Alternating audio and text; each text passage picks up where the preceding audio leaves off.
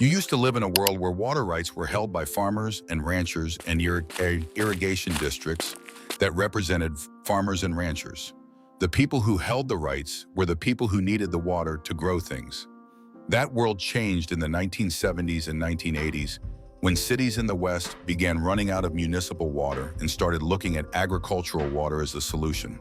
Las Vegas, Phoenix, Denver, Los Angeles. All of them growing faster than their existing water supplies could support. All of them looking at the same map and seeing the same thing. 80% of Western water was being used by agriculture. The transfer began. Cities purchased farm water rights directly from farmers. Some farmers sold willingly. The price was right, and the farming wasn't paying what it used to. Some farmers sold under pressure. Without water rights, the land itself had limited value. Some farmers held on and watched their neighbors sell and watched the water leave the valley and watched the agricultural community around them slowly hollow out. Then came the investment funds. Water as an asset class emerged in the 2000s. Institutional investors began purchasing water rights not to use the water, but to hold the rights as an appreciating asset in a world where water was becoming scarcer. Hedge funds, private equity firms, was sovereign wealth funds from countries with their own water scarcity problems.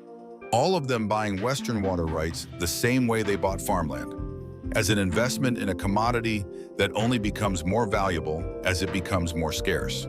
By 2023, water trading markets existed in several Western states, which water futures contracts began trading on the Chicago Mercantile Exchange in 2020. The same financial system that turned grain prices into speculative instruments turned your water into a futures contract traded by people who have never seen your field. The Ogallala aquifer third. You used to pump from an aquifer that recharged faster than you used it, or close enough to do faster that the math worked for your lifetime, and probably your children's.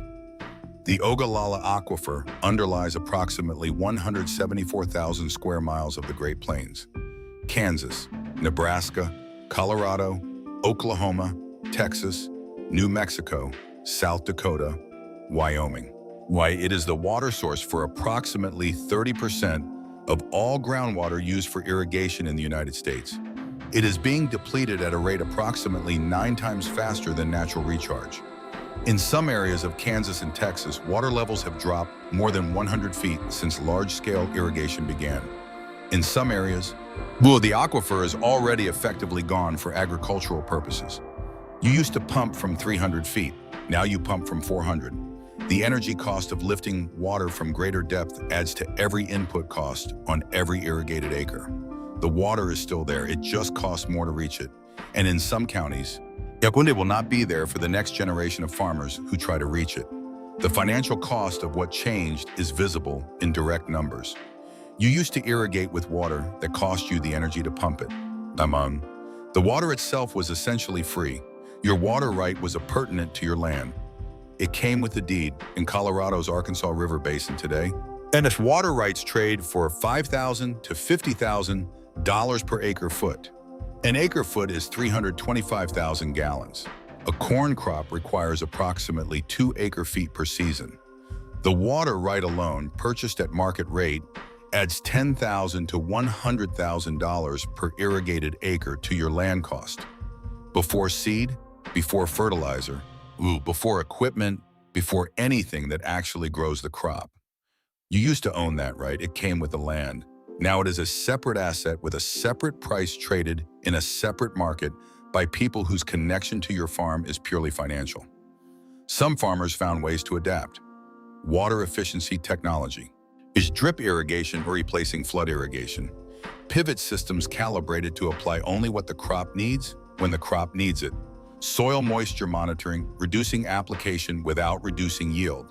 The same acre of corn grown with 30% less water than it required 20 years ago. Crop switching, moving from water-intensive crops to drought-tolerant alternatives. Was sorghum where corn once grew. Dryland wheat replacing irrigated corn where the aquifer no longer supports the old system.